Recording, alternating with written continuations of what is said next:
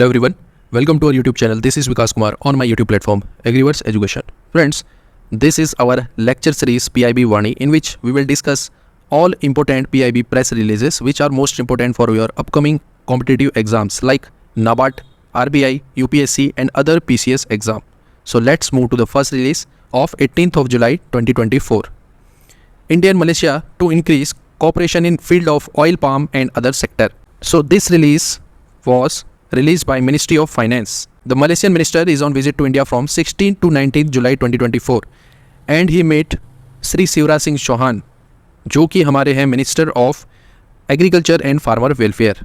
तो इनके साथ एक विजिट करी तो वहाँ पे उन्होंने डिस्कस किया कि जो बायलैटरल कोऑपरेशन है इंडिया और मलेशिया का उसको स्ट्रेंथन करने की बात करी गई। इसके साथ साथ जो national mission on edible oil और ऑयल पाम, तो जो ये एक मिशन चलाया जा रहा है इंडिया के द्वारा और इस मिशन को लॉन्च किया गया था अगस्त 2021 में। तो इस मिशन का टारगेट ये रखा गया है कि जो ऑयल पाम का कल्टीवेशन है उसको इंक्रीज़ करना और क्रूड पाम ऑयल के प्रोडक्शन को 11.20 लाख टन्स करना टू द 2025-2026। तो 2025-26 के फाइनेंशियल ईयर में जो ये फिगर है प्रोडक्शन का, इसको अचीव करने की बात इस मिशन में करी गई है। तो इस मिशन में कोलैबोरेट होने की बात करी गई मलेशिया के साथ, क्योंकि आपको भी पता होगा कि मलेशिया से हमारा मेजर ऑफ जो ऑयल पाम है उसका इंपोर्ट किया जाता है। तो यहाँ पे कुछ टेक्नोलॉजीज़ है या कोई ऐसा एडवांसमेंट है तो उससे रिलेटेड यहाँ पे कोऑपरेशन करने की बात करी गई है दो कंट्रीज़ के बीच में। अगला है Shri Faiz Ahmed Kidwai calls for policy reform that prioritize the growth of landless small and marginal farmers in rainfed area. और ये minister of agriculture and farmers welfare से रिलीज़ किया गया था। तो जो नेशनल रेनफेड एरिया अथॉरिटी है इसके CEO है श्री फैज़ मोहम्मद किडवाई। तो इन्होंने एक वर्कशॉप को ऑर्गेनाइज़ किया क्लाइमेट रिजिलियंट रेनफेड एग्रीकल्चर।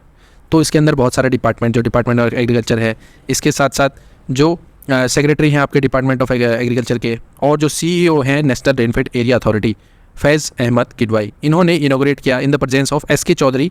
इसके साथ साथ joint secretary rainfed farming system है, टेक्निकल एक्सपर्ट्स थे NRA के। तो इन लोगों ने मिलके एक वर्कशॉप किया। तो इसके अंदर इन्होंने डिस्कशन किया कि जो लैंडलेस फार्मर्स है या स्मॉल फार्मर्स है, जो मार्जिनल फार्मर्स है, स्पेसिफिकली जो रेनफेड एरिया में एग्रीकल्चर कर रहे हैं, तो इनके क्षेत्र में कुछ एक रिफॉर्म लाने की बात करी गई है कि जो ऐसे किसान जो एक्सट्रीम क्लाइमेट इवेंट से जिनको ज़्यादा असर पड़ता है, तो उनके लिए कुछ ऐसे इनोवेटिव आइडियाज़ या टेक्नोलॉजी को एडवांसमेंट करना जो कि रेनफेड एग्रीकल्चर को बूस्ट करे या उसमें एक हेल्प करे। तो इसके साथ साथ उन्होंने वहाँ एक डिस्कशन किया राष्ट्रीय कृषि विकास योजना के बारे में भी, और इसके साथ साथ जो इंटीग्रेटेड फार्मिंग सिस्टम है जिसमें हम एग्रीकल्चर फार्मिंग से रिलेटेड और बाकी जो लाइव स्टॉक है, फिशरीज़ है, पोल्ट्री है, इन सबको मिला के एक जो सिस्टम बनाया जाता है और जिसमें per unit area maximum productivity यहाँ पे ली जाती है, फार्मर्स की इनकम को डबल करने की बात करी गई इस इंटीग्रेटेड फार्मिंग सिस्टम के थ्रू। और इसके अलावा एक और रिलीज था मिनिस्ट्री ऑफ जल शक्ति का। It is Shri CR Patil leads dialogue with CBG, यानी कि जो आपके कंप्रेस बायोगैस प्रोड्यूसर है उसके जो ऑपरेटर है, तो उन्होंने जो गोवर्धन इनिशिएटिव है इसको रिव्यू करने की बात करी गई। और CR पाटिल कौन है? ये है आपके यूनियन मिनिस्टर ऑफ जल शक्ति। जल शक्ति मंत्रालय के अंदर जो आपका department of water and sanitation, तो इस डिपार्टमेंट के अंदर एक जो स्कीम है इसको लॉन्च किया गया था, गोवर्धन स्कीम। गोवर्धन का मतलब क्या है कि इसके अंदर जो वेस्ट मटेरियल है या एग्रीकल्चरल वेस्ट है उसको कन्वर्ट करके या उसको रिन्यू करके उससे कुछ एनर्जी का प्रोडक्शन करना, जैसे कि बायोगैस के थ्रू। जैसे बायोगैस में स्लरी बनाई जाती है, बायोगैस का प्रोडक्शन किया जाता है। तो जो नेचुरल वेस्ट है उसको कन्वर्ट करके उससे एनर्जी को प्रोड्यूस करना, ताकि जो रूरल का जो इनकम है उसको बढ़ाना और जो सर्कुलर इकोनॉमी है इंडिया की उसको यहाँ पे ग्रोथ लाना। तो इस स्कीम के बारे में हमने हमारी जो गवर्नमेंट स्कीम वाली सीरीज़ है उसमें भी हमने डिस्कस किया। अगर आपको वीडियो देखनी है गोवर्धन इनिशिएटिव के बारे में तो आप वहाँ जाके देख सकते हैं। इसको लॉन्च किया गया था 30 अप्रैल 2018। 30 अप्रैल 2018 को galvanising organic bio agro resource धन इस स्कीम का यहाँ पे लॉन्च किया गया था।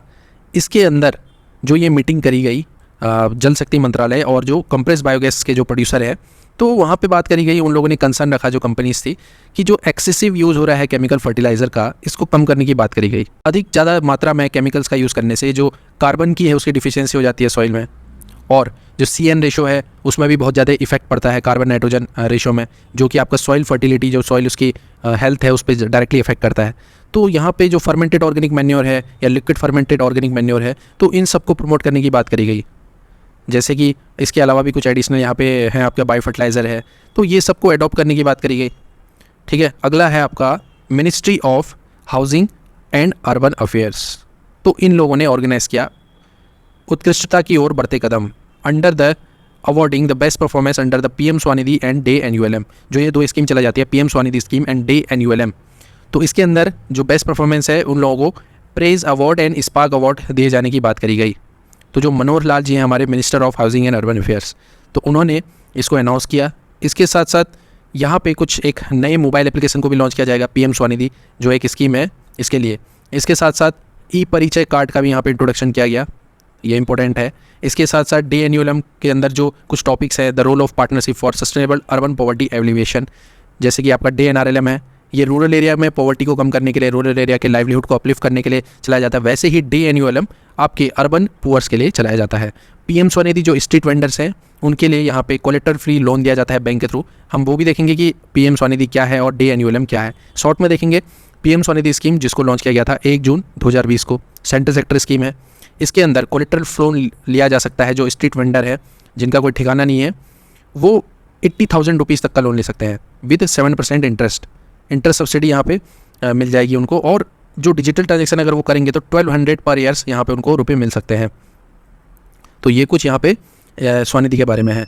अभी की बात करें 17 जुलाई 2024, अभी तक 86 लाख लोन को डिसबर्स कर दिया गया है। ओवर 11,680 करोड़ का लोन यहाँ पे डिसबर्स हो चुका है। पीएम स्वनिधि जो कि वेंडर्स हैं उन लोगों के लिए इतना लोन दे दिया गया है बैंकों के द्वारा। अब डे एनयूएलएम की बात करें तो वैसे तो मैं इस पर सेपरेट वीडियो भी बनाऊंगा। जो हमारी गवर्नमेंट स्कीम है वहाँ पे डे एनआरएलएम को हमने कवर किया है, डे एनयूएलएम को भी कवर किया जाएगा, स्वनिधि है इसको भी कवर किया जाएगा। तो डे एनयूएलएम में क्या है, दीनदयाल अंत्योदय योजना, नेशनल अर्बन लाइवलीहुड मिशन, जो अर्बन एरिया है उसके जो पुअर्स हैं उनके लाइफ को अपलिफ्ट करने के लिए, उनकी लाइवलीहुड को अपलिफ्ट करने के लिए। तो इसके अंदर क्या किया जाता है, जो creation of self help group हो गया, बाकी जो स्किल ट्रेनिंग है, एंटरप्रेन्योरशिप है, तो इसके लिए ये काम किए जाते हैं इसके अंदर। और ये आता है आपका ministry of housing and urban affair. देखो एक चीज़ है डे एनआरएलएम, ये आता है मिनिस्टर ऑफ रूरल डेवलपमेंट, और डे एनयूएलएम आता है आपका ministry of housing and urban affairs. ठीक है, अभी तक अगर हम देखें तो 98 lakh urban poor house hold को यहाँ पे जॉब क्रिएशन किया है डे एनयूएलएम ने, और 38 lakh livelihood through skill training and entrepreneurship, and built almost 2000 permanent shelter for the urban homeless. तो डे एनयूएलएम का ये एक ऑब्जेक्टिव है और उन्होंने ये भी अचीव कर दिया है। तो फ्रेंड्स ये वीडियो थी, आई होप ये वीडियो आपके लिए हेल्प होगी आपके अपकमिंग एग्जाम्स में। तो दोस्तों आज के लिए बस इतना ही, मिलता हूँ next time, till then tata bye bye and take care.